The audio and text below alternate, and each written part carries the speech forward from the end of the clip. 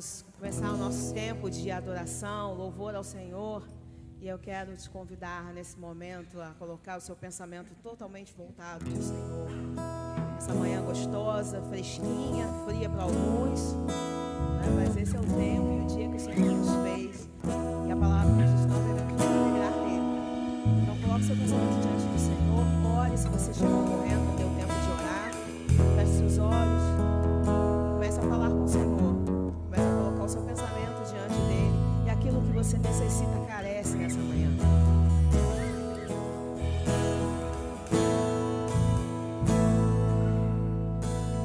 Grande é o Senhor e digno de louvor.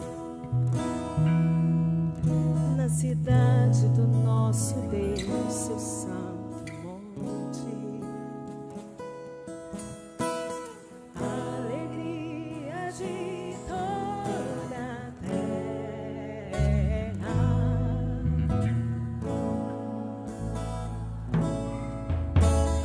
Grande é o Senhor em quem nós temos a vitória e que nos ajuda contra o inimigo. Por isso diante dele nos prostramos. Você pode se colocar em pé, vamos adorar juntos. Queremos o teu nome engrandecer e agradecer-te por tua obra em nossas vidas. Confiamos em teu infinito amor, pois só tu és o Deus eterno sobre toda a terra e céu. Vamos voltar ao início da música. Grande é o Senhor e muito digno de louvor. Na cidade do nosso Deus, seu santo monte. Alegria de toda a terra. Grande é o Senhor. Grande é o Senhor em quem nós temos a vitória. Somos mais que vencedores. E que nos ajuda contra o inimigo. Por isso diante dele nos prostramos.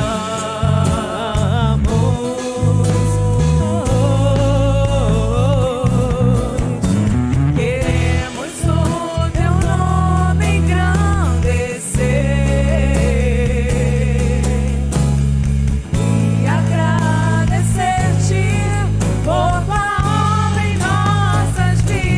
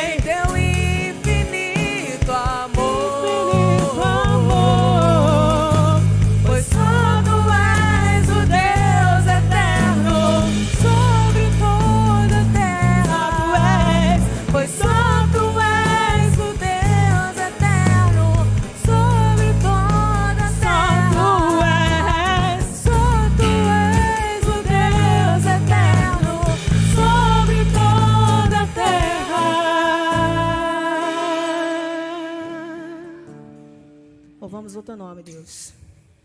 Proclamamos que o Senhor é o único Deus, aquele que nos criou, nos resgatou e que nos fez pelo louvor da tua glória. Amém? Amém. E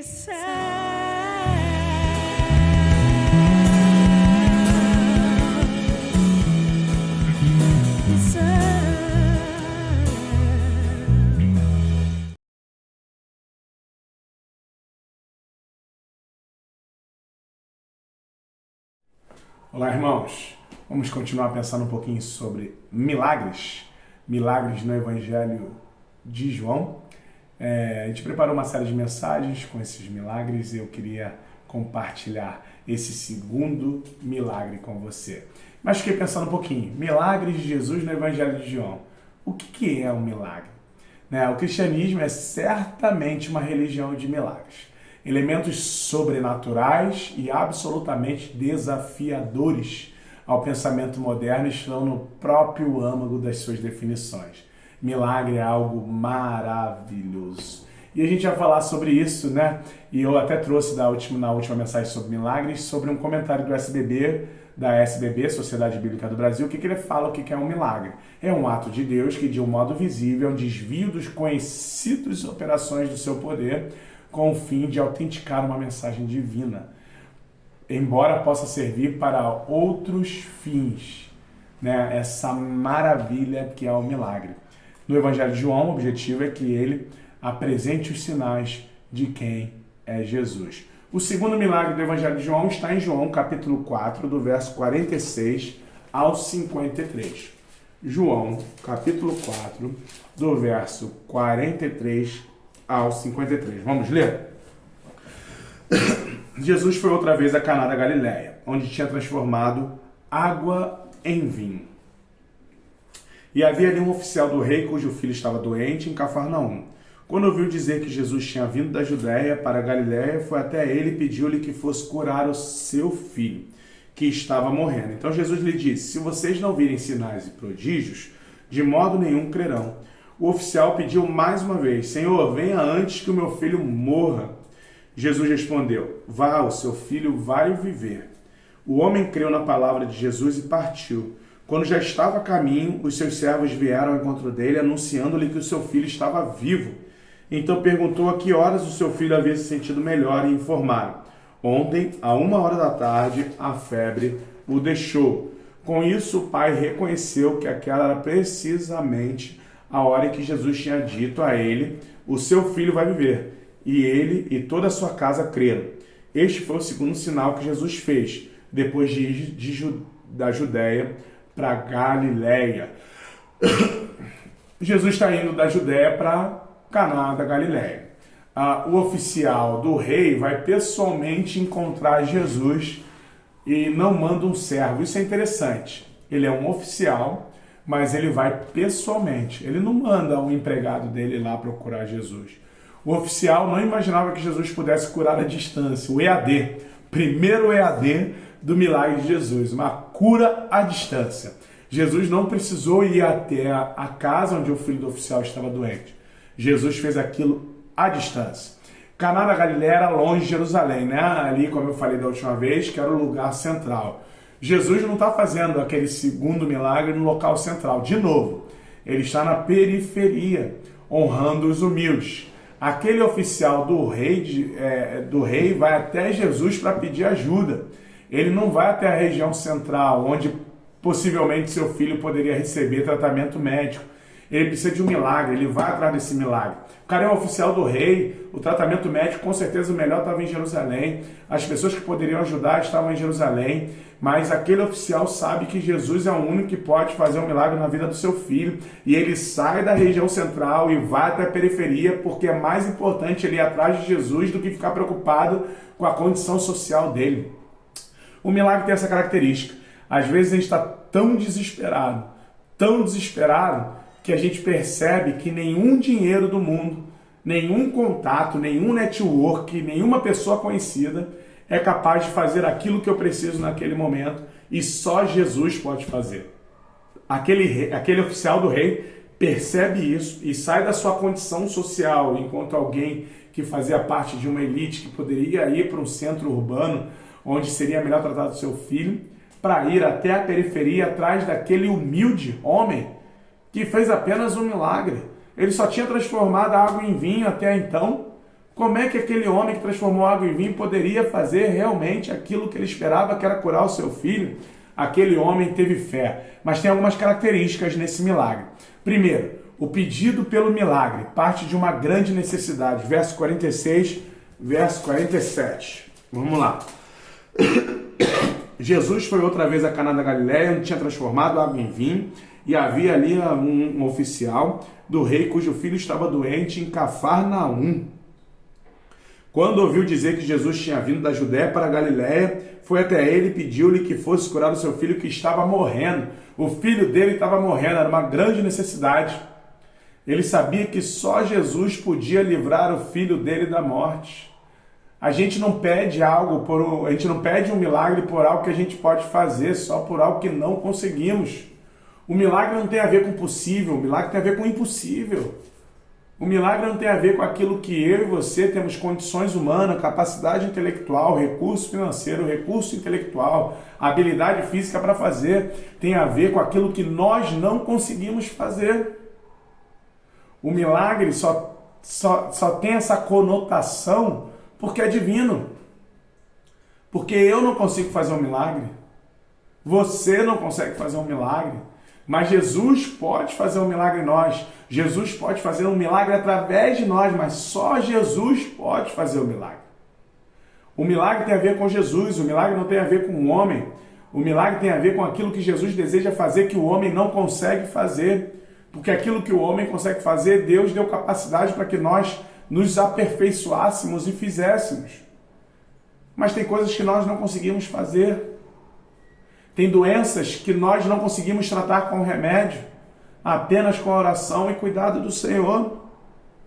Nós precisamos lembrar disso. O oficial faz uma calorosa súplica, em algumas versões vai aparecer no 47 e 49. Ele pede, por favor, meu filho está morrendo.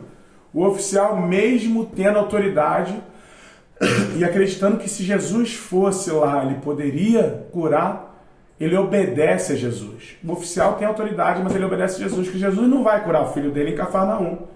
Jesus falou, pode voltar porque ele vai ser curado. E aí ele chega em casa e ele recebe a notícia. Seu filho está curado. E aí ele confere a hora e descobre que foi no momento que Jesus falou que ele seria curado. Logo, aquele homem tem fé. Ele obedece a partir da fé. Porque ele tinha autoridade governamental para pegar Jesus e levar Jesus à força. Mas naquele momento, ele não faz isso. Ele apenas se submete e obedece. Uma atitude de fé. O que é fé, gente?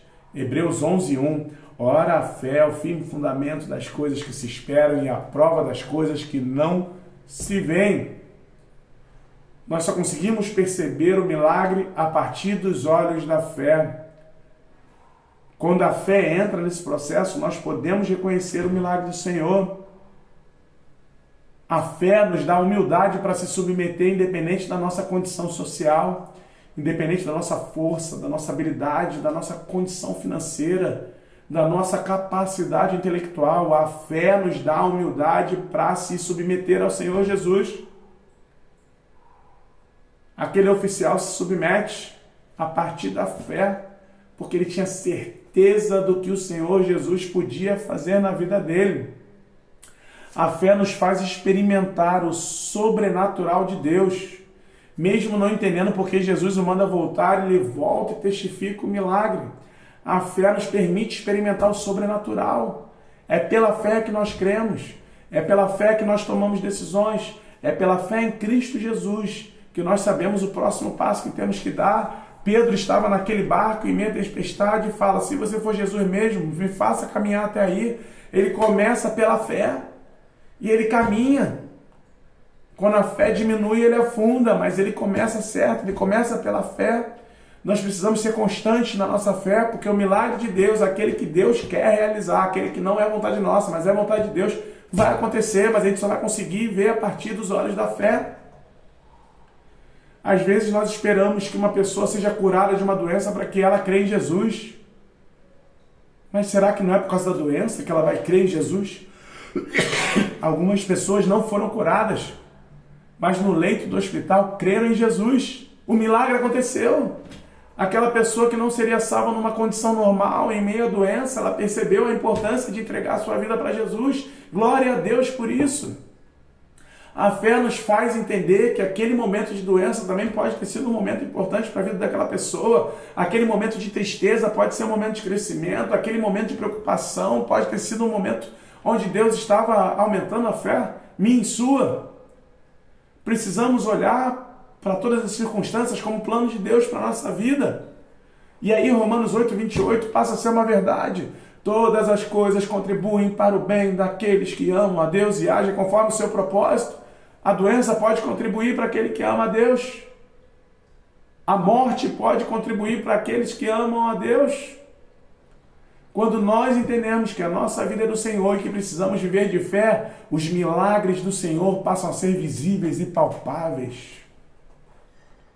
Os milagres diários de Deus na nossa vida passam a ser visíveis e palpáveis.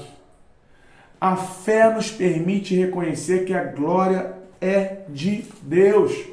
Verso 51 e verso 53.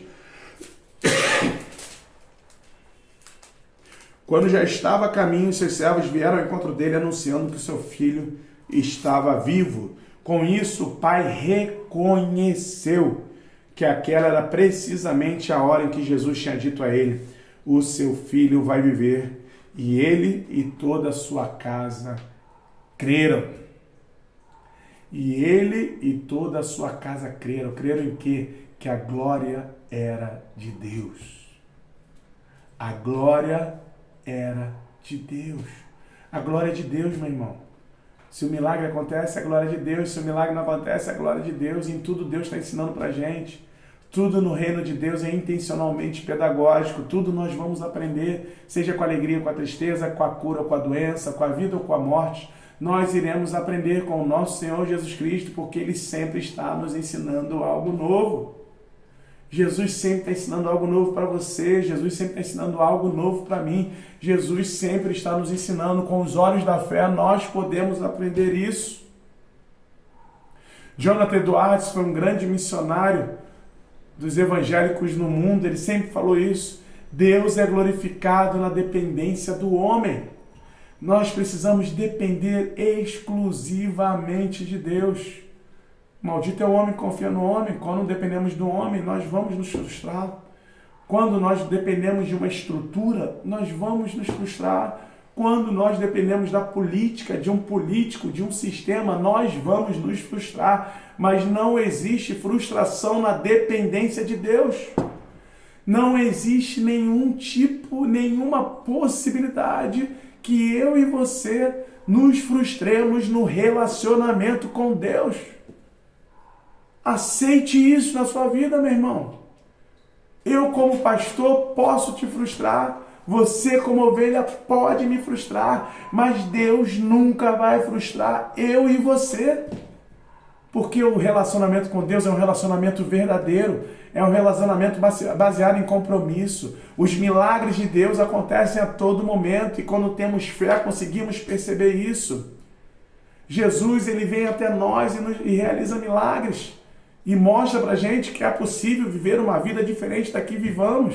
Daqui estamos vivendo e daqui vamos viver. E aqui venhamos a viver. Deus está mostrando para ele que andar com ele é experimentar milagres diariamente. Naquele momento, aquele homem só teve fé. O que nós precisamos para experimentar o milagre de Deus? Apenas fé. E Deus faz o milagre na vida daquele homem. Jesus, mesmo distante, ele fala: pode ir para casa. Pode ir para casa que já está resolvido.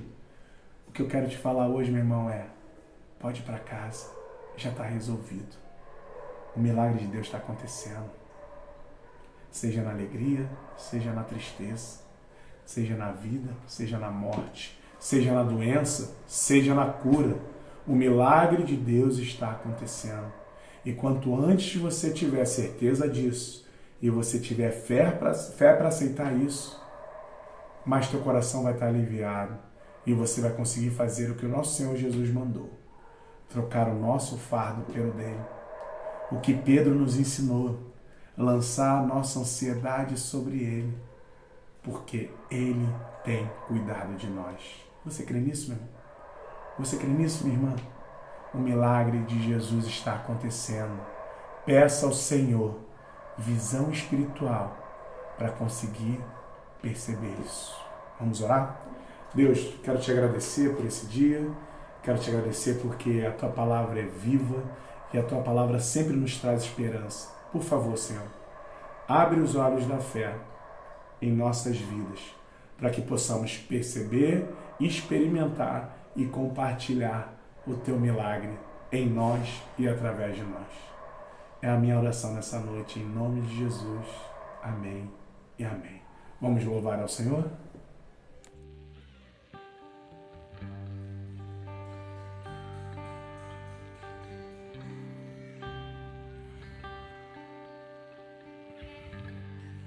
Tudo que eu quero está em ti, toda a minha vida eu te entrego, pois não há outro além de ti. Tudo que eu possa conquistar não se compara à tua presença, nem ao prazer de te adorar. Dias vêm, dias vão, e em meu coração só aumenta o desejo de te encontrar. Agradecido eu sou pelo que já recebi, mas não estou satisfeito. Eu quero mais te conhecer e prosseguir em te conhecer. Esse é o alvo da minha vida, Senhor. Te conhecer e prosseguir em te conhecer é tudo que eu quero da minha vida, Senhor.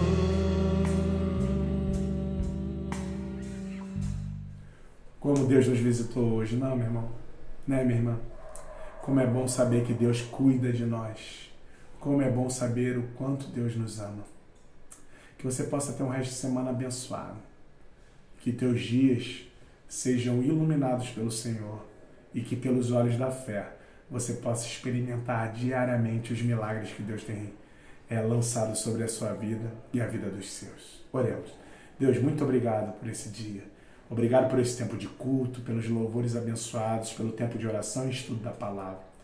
Eu peço, Senhor, aumenta a minha fé em Ti, aumenta a fé dos meus irmãos em Ti, e que possamos a cada dia ter visão espiritual para perceber, experimentar e compartilhar os Teus milagres nas nossas vidas e naqueles que estão ao nosso redor e passam por nossas vidas. É a nossa oração, no nome santo de Jesus. Amém e amém. Que Deus nos abençoe.